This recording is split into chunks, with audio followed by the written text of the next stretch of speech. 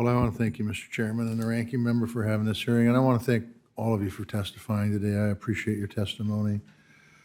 I will start with you, Mr. Rosen, and thank you for what you're saying. Thank you for what you do. Would you classify food security and national security as being equivalent?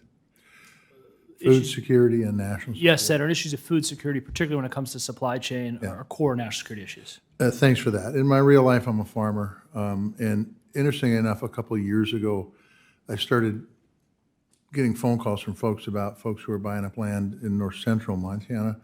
And then I did some farm bill listening sessions earlier this year, and it was an issue that came up in every one of the forums that I had. That resulted in myself teaming up with a number of members of this committee, Senator Rounds, to deal with American farmland, or should I say potential American farmland that would be bought up by China, Russia, Iran, or North Korea.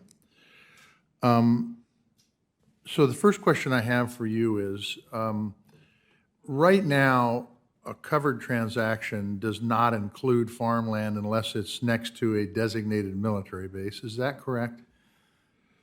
So there's two prongs to this analysis, Senator. You are correct that one of the prongs from a purely real estate purchase perspective is proximity, as Congress articulated. Just the other note is we have control jurisdiction too if the purchase involves the acquisition of a U.S. business. Okay, so, but what I want to focus on, we'll get to agribusiness in a second, but I just want to talk about the farmland situation for a second. So right now, if a piece of farmland is bought by a out-of-country individual or corporation, what are the triggers that would make you look and see if that was who bought that land? Are there any triggers? So if it fell within our jurisdiction under one of those prongs, we would look very closely at it. So if we were to pass this legislation, I think there's 30 bills out there to do this. This is just one of many. To regulate who's buying land and potentially even prevent a company or an individual from those four countries, and I'm not talking about a U.S. citizen I'm talking about people from those four countries. Do you have the capacity to be able to enforce it? Well, I think your legislation that you have with Senator Rounds and Senator Kramer and others raises this very important issue, and I want to work with you to figure out how we can address it.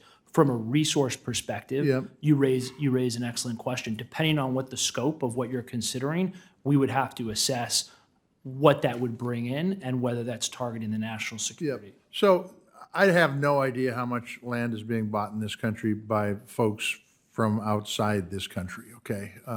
We're just talking about four countries in this particular case, with really a focus on China, let's be honest. But the others are important too. But this bill doesn't work unless CFIUS can do the enforcement. You have to have an enforcement tool. You can't just say, we're not going to do this, and you're the enforcement tool. So the real question I have is, I don't want to write something that sounds good. You put good press releases out on it, but really doesn't do anything because we don't have the enforcement agency to do it. And since you're the enforcement agency, do you have capacity to do it? And how much more capacity, what would you need to be able to have capacity to be able to enforce a bill that would stop China or all four of the countries, China, Russia, North Korea, Iran, from buying farmland in this country? Senator, I appreciate the question, particularly as it relates to administratability and resources. And what I would say is it would depend on the scope. If we brought in every single investment, that would be a different consideration than targeting the investments that you have a particular national security concern with. But what I can commit to you is I'm willing to go at this issue with you and figure it out and work toward a solution. So we had Senator Reed ask some questions on investment funds, and we talked about how important it was for laundering money. We talked about how important it was from his perspective, and mine too, by the way, of potentially investing in military production firms. I'm going to tell you that I don't know how much land is being bought right now in this country. And we haven't even got into agribusiness, by the way, which is just as big a concern. But we've got to figure this out before it gets to be a crisis. And I would hope that Treasury, Ms. Rosenberg, Mr. Rosen, we can work with you, because I just think this is a huge problem. Whether it's for laundering money or whether it's for national security or whether it's food security, it's all the same thing. And if we could get your help, we might be able to get a piece of legislation that actually functionally works. You have my commitment to work with you, Senator. Thank you, Mr. Chairman. Thanks, Senator Tester. Senator